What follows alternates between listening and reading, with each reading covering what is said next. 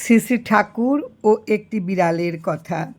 শ্রী শ্রী ঠাকুর একদিন বেনারসে অবস্থান করছেন। সময় ছিল শীতকাল। একদিন পথিমধ্যে দেখা হইয়া যায় ঠাকুরের স্বগ্রাম নিবাসী জনৈক ভদ্রলোকের সঙ্গে। আকস্মিকভাবে ঠাকুরের দর্শন পাইয়া তিনি খুবই আনন্দিত হইলেন। তিনি ভাবিতেই পারেন নাই যে শ্রী শ্রী ঠাকুর দর্শন পাইবেন এই কাশীধামে। তিনি মনে মনে ভাবলেন, ঠাকুরকে সঙ্গে করে শ্রী বিশ্বনাথ দর্শন করলে স্থান মাহাত্ম্য সহজ সুন্দর রূপে জানা যাইবে। ভদ্রলোক তার মনের কথা ঠাকুর মহাশয়কে জানাইলে তিনি এই প্রস্তাবে রাজি হইলেন। তারপর একটি নির্দিষ্ট দিনে তারা চললেন বিশ্বনাথ মন্দিরের উদ্দেশ্যে। ঘটনাচক্রে সেদিন মাঝে মাঝে বৃষ্টি হইতেছিল। শীতকালে উত্তরপ্রদেশের শীতের প্রকোপ অপেক্ষাকৃত অধিক থাকে। তার উপর মেঘলা আকাশ, মেঘাচ্ছন্ন দিনের রিমঝিম বৃষ্টিতে ঠাকুর মহাশয় স্বগ্রামবাসী ভদ্রলোককে সঙ্গে করে চলছেন। বিশ্বনাথ গলির ভেতর প্রবেশ করে তারা কিছু দূর অগ্রসর হলে একটা সরু গলির সংযোগস্থলে ঠাকুর দাঁড়িয়ে পড়লেন। দেখা গেল একটি জীর্ণ শীর্ণ রুগ্ন বিড়াল ঠাকুরের শ্রীচরণের চারপাশে মিউ মিউ রবে ঘুরতে থাকে এবং মাঝে মাঝে শ্রী শ্রী ঠাকুরের চরণে আসিয়া পড়ছে। প্রচণ্ড শীত, তার উপর বৃষ্টি, জলে ভিজে বিড়ালটি তখন মরণাপন্ন অবস্থা। মুমূর্ষু বিড়ালটিকে দেখে ঠাকুর তার সঙ্গের ভদ্রলোকটিকে বললেন, বিড়ালটি দুঃখে বেশ কষ্ট পাচ্ছে, ক্ষুধা পেয়েছে, ওর একটু খাবারের ব্যবস্থা করেন। ঠাকুরের নির্দেশে সঙ্গীটি তৎক্ষণাৎ মুড়ি দই কিনে এনে একটি কলাপাতায় তা মেখে বিড়ালটিকে খেতে দিলেন। খাদ্যবস্তু পেয়ে বিড়ালটি খেতে আরম্ভ করলো এবং পুনরায় তারা চলতে শুরু করলেন।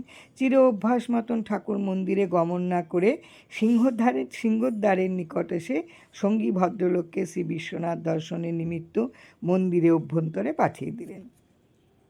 বিশ্বনাথ দর্শনান্তে তারা বাসস্থান অভিমুখে রওনা হয়ে সেই গলির মুখে আসলেন।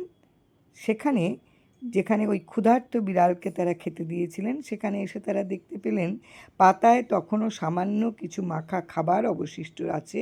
বিড়ালটি সেই কলাপাতার পাশেই মৃত অবস্থায় পড়ে আছে।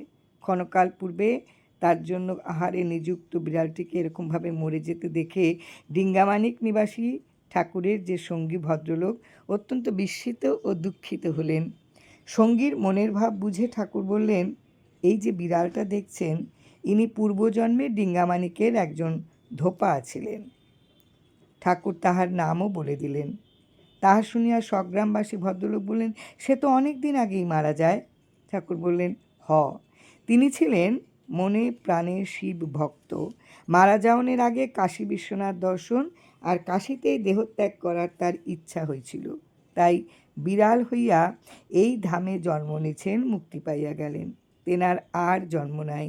এনার এখন সদ্গতি করা দরকার। এরপর ঠাকুর মহাশয় নিজে বিড়ালটিকে হাতে করে নিয়ে আসলেন পুণ্যসলীলা পতিত পাবনী গঙ্গা তীরে মণিকর্ণিকার ঘাটে। ঠাকুরমশাই নিজেই গঙ্গা বক্ষে বিসর্জন দিলেন মৃত বিড়ালের দেহ। অজগায়ের দরিদ্র রজক হয়তো অর্থাভাবে পারে নাই জন্মান্তরের ক্ষুদ্র বাসনা পূর্ণ করতে। স্বল্পকালীন বিড়ালজনী গ্রহণ করিয়া প্রাক্তনের দণ্ডই শুধু ভোগ করিলেন না, শ্রীগুরু শ্রী শ্রী ঠাকুরের চরণ স্পর্শ পাইয়া নিত্য ধাম প্রাপ্ত হইয়া গেলেন। হোক না বিড়ালজনী। এমনি করিয়াই দয়াল গুরুরাম তাহার আশ্রিতদের সকল ভার গ্রহণ করিয়া চলিয়াছেন জন্ম জন্মান্তর ধরিয়া। শ্রীগুরুই একমাত্র ত্রাণের কর্তা, একমাত্র বারংবার বলিয়াছেন শ্রী শ্রী রাম ঠাকুর। জয় রাম, জয় রাম। গুরু কৃপা হি কেবলম।